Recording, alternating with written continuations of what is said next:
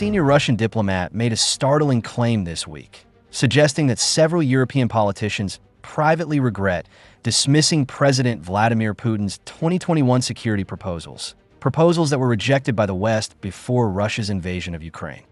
This assertion reveals a profound failure in European leadership, exposing a blatant disregard for the long-term consequences of their decisions. The fact that some European politicians now privately acknowledge their regret over rejecting Putin's proposals speaks volumes about the reckless policies pursued in recent years.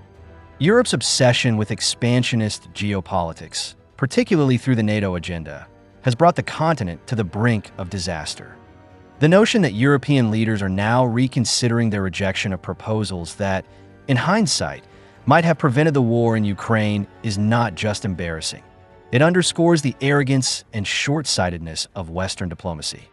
When we assess the consequences of the West's failure to engage in meaningful negotiations with Russia, we must recognize that this is not a mere misstep. It is a catastrophic blunder that has reverberated across the global stage. The tragic reality is that while some European politicians now experience regret, it is too little, too late. Countless lives have been lost, millions are suffering, and the European leadership seems caught in a cycle of regret rather than proactive action. Kirill Lozhinov, a senior diplomat at Russia's permanent mission to the EU, refrained from naming individuals, citing the sensitivity of the matter. His assertion, therefore, remains unverified, and the EU has remained conspicuously silent. This silence from the European Union is telling. The EU prides itself on its commitment to diplomacy and peace-building, yet cannot even address a serious accusation about its internal contradictions. The failure to respond to Lozhinov's claim openly highlights the EU's dysfunction and its inability to hold accountable those responsible for misguided foreign policies. The EU's refusal to confront the implications of Lozhinov's statement reveals a deep fear of admitting mistakes. For years, Western leaders have positioned themselves as the moral and intellectual leaders of the global order. Yet their reluctance to confront their failures in dealing with Russia undermines their credibility. This cowardice, this unwillingness to face uncomfortable truths, is not only eroding the EU's reputation, but also exacerbating the geopolitical crises they purport to resolve. At a summit in Paris on March 27th, EU allies pushed forward a radical plan, a post-ceasefire reassurance force for Ukraine. Leading diplomat Kakis urged the bloc to consider deploying troops, despite deep divisions and lack of clear support from the United States. In Paris, we continue to witness a dangerous delusion: the belief that military escalation and the deployment of European troops will somehow resolve the conflict in Ukraine. The EU's call for a post-ceasefire reassurance force is not merely misguided. It is a recipe for further disaster. In their desperation to control the narrative of the war, EU leaders are doubling down on a failed strategy of military intervention, which has only intensified the conflict. The push for boots on the ground is emblematic of a dangerous disconnect from reality.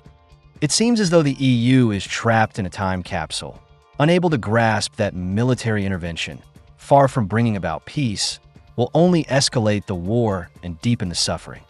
The lack of clear support from the United States should have acted as a warning, yet the EU continues to push forward with its perilous plan. Europe's obsession with military solutions, while diplomatic channels remain open and negotiations could still lead to peace, is a tragic reflection of the EU's failure to prioritize human lives over geopolitical posturing. This obsession with military intervention in Ukraine reflects a broader issue: the blind faith in military power as a solution to complex geopolitical conflicts. This mentality has plagued Western foreign policy for decades and has persistently ignored the central role diplomacy must play in resolving conflicts. Ironically, it is precisely this mentality that has led Europe into the quagmire it faces today. French President Emmanuel Macron, who hosted the Coalition of the Willing on March 27th, warned that Russia's threat now looms over all of Europe, not just Ukraine, signaling a chilling shift in the stakes of the war. However, unity within the coalition began to crack. Hungary blocked broader aid commitments to Ukraine, stalling the coalition's $2 billion pledge, exposing deep fractures within the alliance as Russia's war enters its fourth year. Emmanuel Macron's rhetoric, to put it bluntly, is irresponsible and inflammatory. By declaring that Russia's threat extends across all of Europe, Macron is feeding the hawkish elements within the EU who are eager to escalate the conflict. This rhetoric only deepens divisions, stoking fear and panic across the continent. Instead of fostering unity and dialogue, Macron's statements fan the flames of war. His words echo the mistakes of past European leaders who, in their pursuit of military escalation, harmed the very people they intended to protect. Yet, Macron's rhetoric is not the only cause for concern. The increasing fractures within the EU are becoming more apparent. Hungary's decision to block broader aid commitments to Ukraine is a stark reminder that the EU is far from united in its approach to this conflict. The alliance is splintering, with member states pulling in different directions, each prioritizing its own interests over any sense of European solidarity. This internal disarray reflects the EU's failure to engage in honest and transparent dialogue about the true nature of the conflict. Instead of seeking a peaceful resolution, the EU risks unraveling under the weight of its own contradictions. Lajinov also suggested that US-led ceasefire talks could revive Putin's 2021 demands, including a ban on NATO expansion, a scaled-back military presence in Eastern Europe, and Ukraine's exclusion from the alliance, demands that were rejected by Western leaders at the time. Here we confront a striking reality. The very demands dismissed by the West in 2021 are now being revisited as potential solutions to end the war. The West's refusal to engage with these proposals at the time was a monumental mistake. By dismissing Putin's concerns outright, the West shut the door on meaningful negotiations and contributed to the very conditions that have led to the ongoing crisis. Putin's demands, which may have seemed controversial at the time, now appear far more reasonable in light of the ongoing devastation.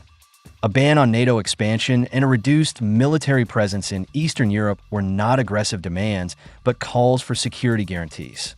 The West, in its arrogance, rejected these concerns, choosing provocation and escalation instead. Now, as the war continues, we see that the West's refusal to negotiate in good faith has brought Europe to the brink of disaster. The pressing question is, how many more lives will be lost before Western leaders acknowledge that their refusal to negotiate was the root cause of this conflict? Since Russia's invasion in 2022, the EU has imposed harsh sanctions on Moscow's economy, energy sector, and oligarchs. However, Lajinov hinted at an undercurrent of second-guessing within EU ranks regarding how the bloc has handled Russia. The EU's sanctions regime has been nothing short of disastrous. While it may have boosted the moral standing of some European leaders, it has failed in its primary objective, to halt the invasion. In fact, the sanctions have harmed ordinary citizens on both sides of the conflict, while strengthening Russia's resolve. The EU's fixation on sanctions, rather than pursuing diplomacy, has been a catastrophic policy failure. Now, with rumors of secret second-guessing within the EU, it is clear that the bloc's leaders lack a coherent strategy. This internal confusion is the hallmark of a flawed foreign policy, one that will continue to fail unless a dramatic shift in approach occurs.